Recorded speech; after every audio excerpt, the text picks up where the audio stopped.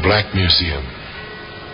Here, in a grim stone structure on the Thames, which houses Scotland Yard, there's a warehouse of homicide, where everyday objects, a simple glass, a piece of rope, a woman's handkerchief, all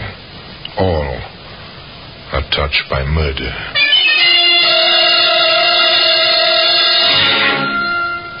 You take this iron bar.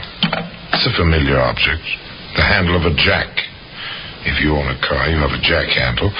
Maybe you've used it, but never I trust like this. Gracie, quick, give me the jack handle. Here, let me go.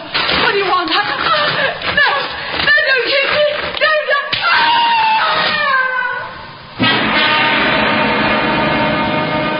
Today, you'll find that jack handle in the Black Museum.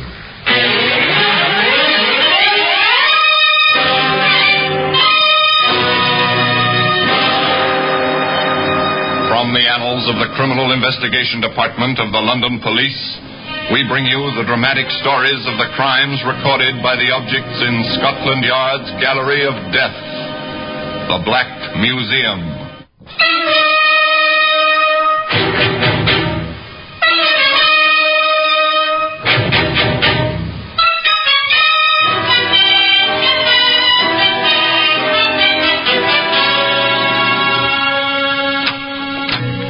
Here we are, the Black Museum.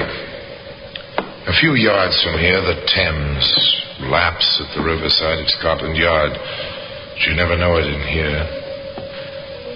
Not in this long, dim, stone-arched room.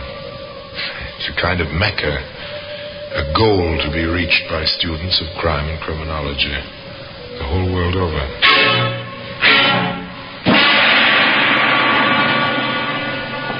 Yes, here in this room lies death and the mementos and souvenirs of death on these shelves, in these cabinets, under this well-dusted glass. The weapons, the key clues of every homicide in which Scotland Yard has taken part for almost 100 years. Now here, in this case, the small white box. It's from Edinburgh. This death was in this box. Death by poison. The death of a too importunate lover. Now, this tiny pistol, it's oiled, it's in working order. A Derringer, it's called. The killer wore it up his sleeve. And one morning at 8 o'clock in the British tradition, the trap was sprung. The killer walked on thin air. The executioner received the customary £10. Now, here's something more familiar. A jack handle. It's intriguing. Once, according to the case book, yes, that's the story, a tale which begins innocently enough when London lived in the blackout, and many American men found their after-dark amusement in tiny, hole-in-the-wall cafes. Think of me always, though we're far apart. Keep a tender memory within. Look around, small tables crowded together, not much light. Pretty stuffy. The blackout curtains, the double blackout door don't help the ventilation much. The girl singing is pretty in a tawdry sort of way, provocative in the manner of a cheap pin-up, but the two young men in the American uniforms don't seem to mind. How's about it, Tom? Not bad for a dive? Not too bad.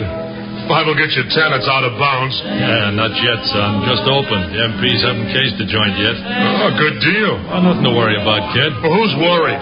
What can they do, 6 months in the stockade, maybe? That's okay with me. Apparently, at least one of these gentlemen is over the hill. Now, their interest has shifted, and quite naturally, of course. You think she has to sing for a living? It can't be much of a living. She's not too bad. Maybe she dates. You wouldn't know what to do about it if she does. Says who? That says me. What were you stateside, anyway? A parson's son or a school teacher? I worked in a bank. So what? I got along. I did all right. Hiding in the army? Hiding in the... Oh, maybe. Could be. I get it. Still water runs deep and all that stuff. Now, look, Teddy. What you don't know won't hurt you, see? Does that apply to Gracie? Gracie? You mean the babe? Well, who else? Grace Harwell, the London thrush, who don't sing half as good as she looks. You know her? I met her a couple of times. You want to knock down? Well, why not? Now? Well, sure. Gracie, let's see your speed, son. You got a ringside seat. Well, Teddy, the Yank who thought he'd take Soho single-handed. Sit down, Gracie. What'll you have? My regular. Who's your friend? Oh, meet Private Tom Bennett, Gracie Harwell. Hi. Hello, soldier. Let me get your drink, Gracie. Faster that way. Hey, what about your ringside seat? I'll be back in time. That fast you can't work. Grace, Yes? how would you like to help me win a bet? Well, this is a new approach. Good. Now, look, all I need to win is a date with you, see, for tomorrow night. Well, how about it? After the show? You on furlough? Maybe. Maybe not. I'll be in town tomorrow night. Got a car with petrol? No, but I will have. You say that like you meant it. I will have a car. And gas. When and where? Well, I'm not saying for sure, but be outside at 1 o'clock in the morning. You may win your bet.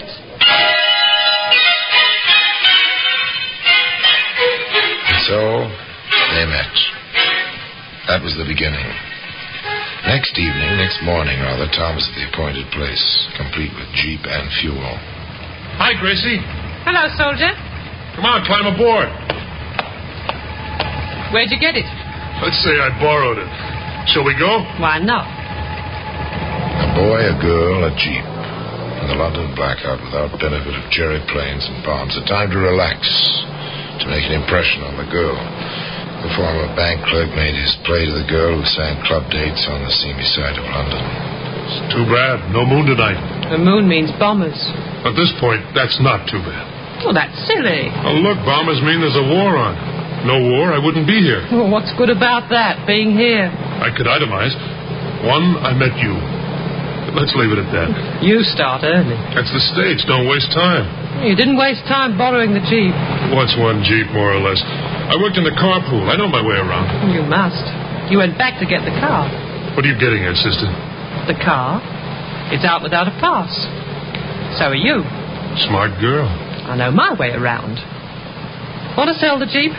I know a fellow will give you a good price. No, I need it. What for? Business. What kind of... Look out! That bike! Gee, thanks. Oh. That's no place for a bike this time of night. Nor the girl on it. What kind of business? I have a small problem. Being out without a pass, I don't get paid. Oh. Money's necessary even in wartime. I had my ways back in L.A. Mm-hmm. Los Angeles to you. But I need a car. You got it, Gracie? Now, if you'd like a small demonstration, we can... You know, a man boasts to a girl and decides to make good the boast. This very modern variation on that theme consisted of stopping the Jeep at the side of the road, cutting the engine, waiting. Half amused, half interested, the girl sat quietly as the soldier climbed out of the car and stationed himself in the shadows. Along the road came the bicycle, the girl on it pedaling swiftly, her thoughts 1,000 miles away. She drew alongside the parked, half-hidden Jeep. Okay, sister, I'll take that bike. What's the idea? I've got to get home. I want that bike, you hear? I won't get it. Shut up!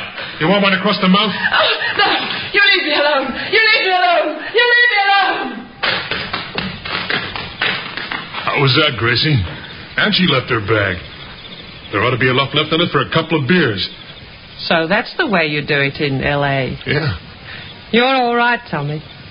Only next time, let's crack it for more than the price of a couple of beers.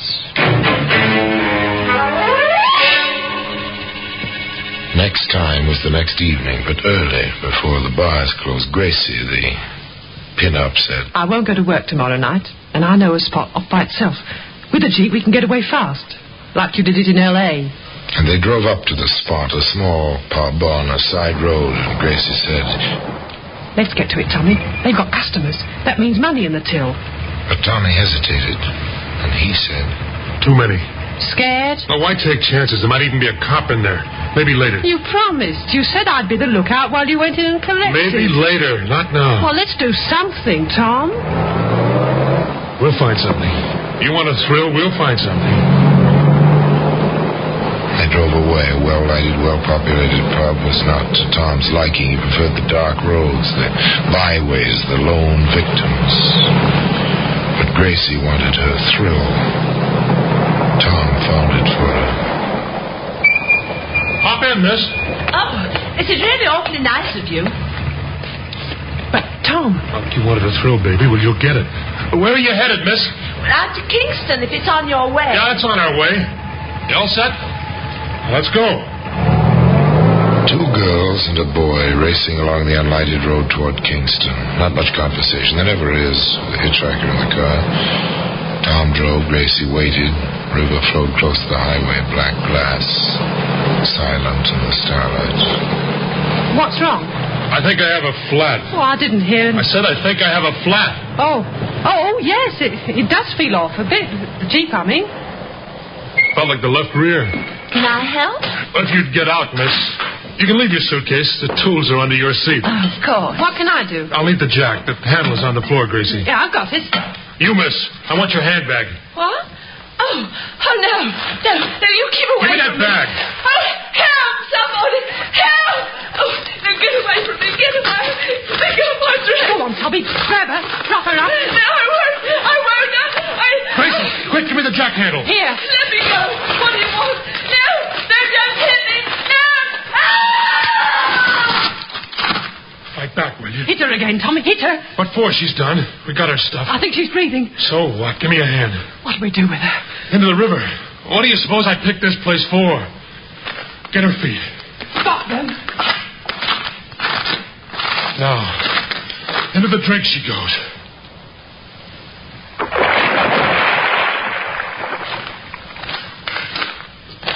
Oh, Tom. Well, did you get a thrill out of that, baby? That's the way we do it in L.A. Knock them over and dump them someplace where they won't be found. Okay, let's get going, Gracie. We got places to go and things to do tonight. Nice, clean fun. The end of that night's work was a jack handle. A jack handle.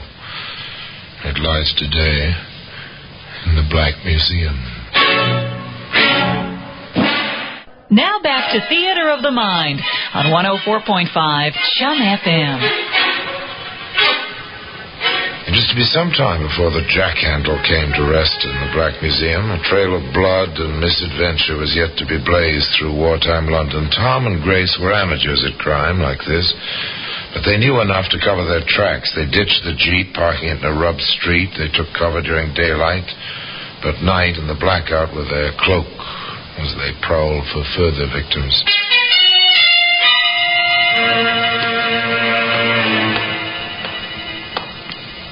I'm sick of walking. Does my lady want her limousine? I want a ride. Do you hear, Tommy boy? I hear. Come on, we'll duck into this vestibule. Something will be along. Give me a kiss. Oh, you never have enough. Haven't kissed a babe in a doorway since L.A. Good. What's that in your pocket? This? You like it? Shell in the chamber, full clip. Where'd you get it? Army stores, Natch. Pretty? Throw it away. Are you kidding? Do you know what they give you for carrying a pistol in this country? Well, what's the difference? We killed that dame, didn't we? They take us, it's the chair anyway. Well, over here, it's the rope. At 8 o'clock in the morning. I'm cold, Tommy. I'm cold. You cold? Baby, you're the warmest thing in London. What's that, a car? Must be. Come on. Throw the pistol away. You want to ride, don't you? Hey, driver, give us a lift. He's stopping for us. Obliging fellow, isn't he? Where to, Yank? Your way, towards Shepherd's Bush. My girl's got kind of tired of walking. This is awfully nice of you. I'm a taxi, you know. Private car with hack license. I'll have to charge you for the ride. Well, we don't mind, do we, honey? We got plenty of money. Hop in. In the back. Private car with hack license. Driver James Carter. Direction east.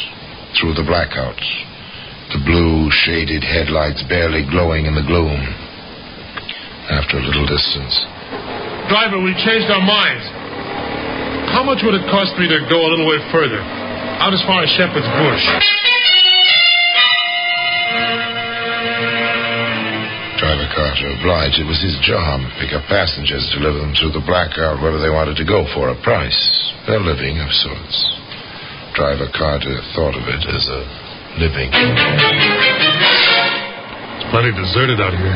The Jerry's did a thorough job out this way. It's near the docks, isn't it? I suppose so. That's a good place. Perfect. You think he's got any money? All right, driver, stop here. Yes, sir. Nothing here but the rubble. You heard me. Stop. You know what this is? Service pistol. You hold it, Gracie. Got it. Now, don't move, driver. She's got an itchy finger. You can have my wallet. Keep him covered, Gracie, while I open the front door. Give me back the gun. Hurry, Tom. All right, you, driver, get out. On this side. You can have a car, too. Just leave me alone. Gracie, did you ever see the hole a 45 makes in a man? No, Tommy. Never. No, God! Big enough to put your fist through. And back where it came out. Let's toss him in the rubble. That'll do it. Now we can ride anywhere you want to go.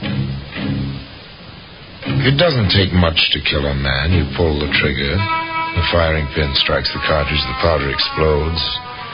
And then the bit of lead tears into the man. That's all. Nothing left but a few chemicals, which once were living flesh. A few rags of clothing. Toss it into the rubble. Dust to dust.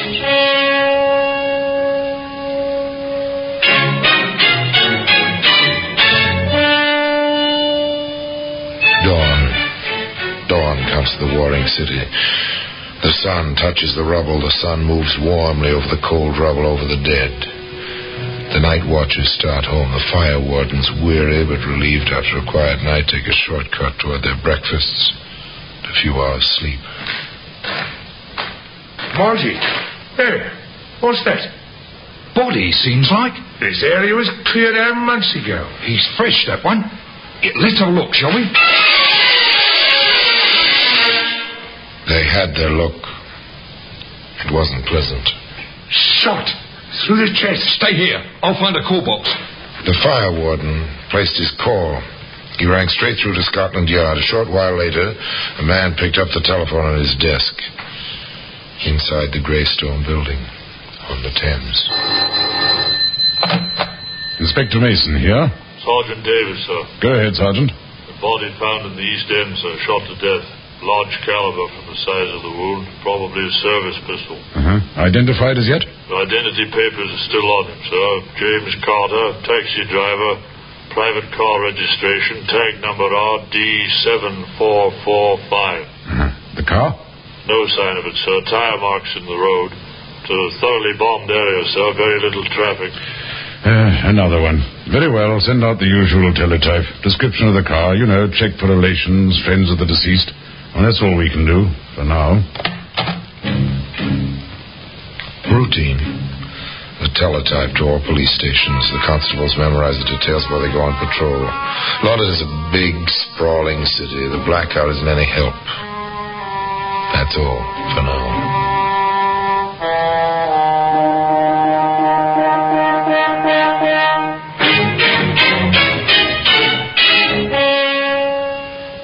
The wheels have begun to turn. Routine, inexorable, never ending. And so, another telephone call. Constable Gray, Inspector. Yes? Ladbroke Station. I believe I have the car that was posted this morning. RD7445. Black sedan. It's parked in Bush Mews. Yeah? That's a dead end, sir. It's facing out. Oh, very good, Gray. Stand by. We'll be along shortly. A sharp-eyed constable on the blackout, the parked car. Routine. Inexorable. Inevitable. Cut your engine, Sergeant. This'll do it. Yes, sir. Usual routine.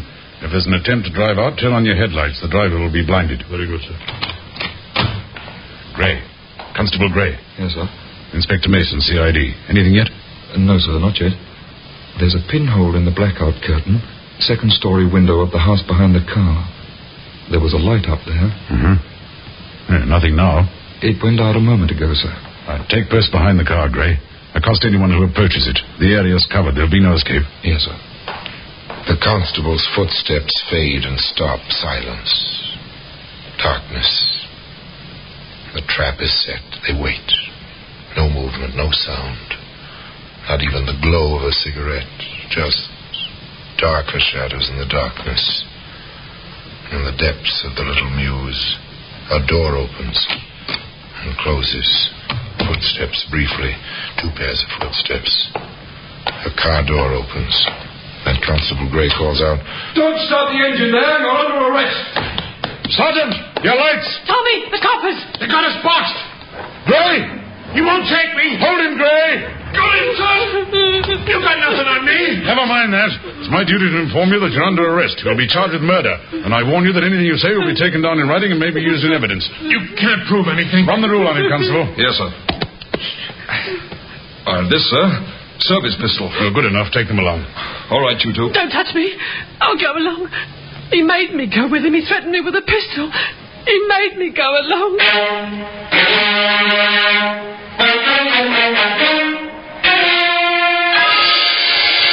That was the cry. All through the trial, which followed swiftly. That was the plea of the tawdry little pin-up from the seamy side of London. He made me do it. He hit me, showed me his pistol. He made me do it.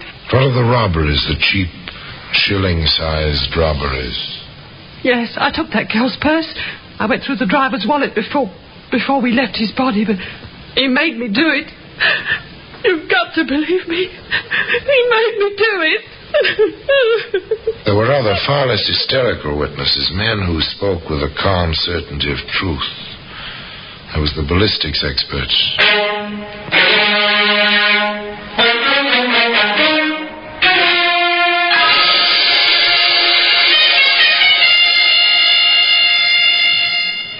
There is absolutely no doubt. The bullet which killed James Carter, the driver of that hired car, was found in the flooring of the car. We have compared it with test bullets fired from the pistol found on the accused. The rifling marks are identical. The death bullet was fired from that pistol.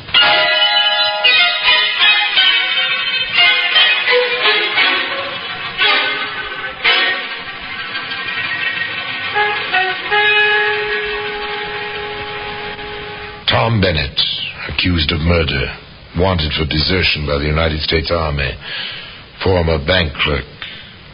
He played his role defiantly. I tell you, she's framing me. This whole deal was her idea. You should have seen the bang she got when she watched what was going on. Now she's trying to pass the buck to me. And with customary thoroughness, Scotland Yard turned up a surprise witness. Yes, those are the two. She gave him the jack handle and he hit me with it. They threw me in the river. The lorry driver found me. I know them anywhere. He made me go along. He made me. I'll prove it. I'll show you where we left the Jeep. The jack handle's still in it.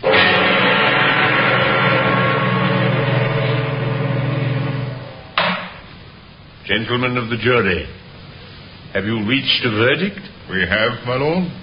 Let the prisoners face the jury. What is your verdict? We find both defendants guilty of murder and add a recommendation of mercy for the female prisoner.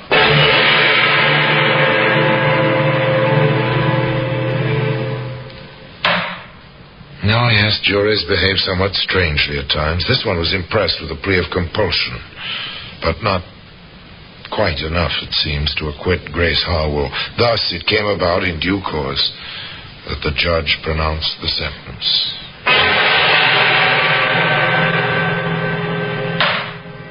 Thomas Bennett, you have been found guilty of murder. The sentence of the court is that you be hanged by the neck until you are dead. And then may the Lord have mercy on your soul.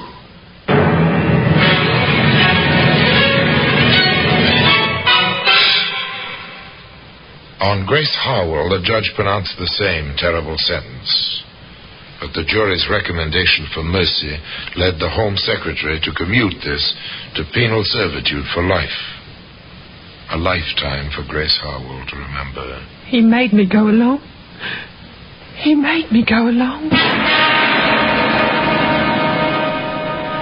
No jack handle. It lies today in the Black Museum. So much for the story of Grace and Tom. Tom's life ended on the scaffold.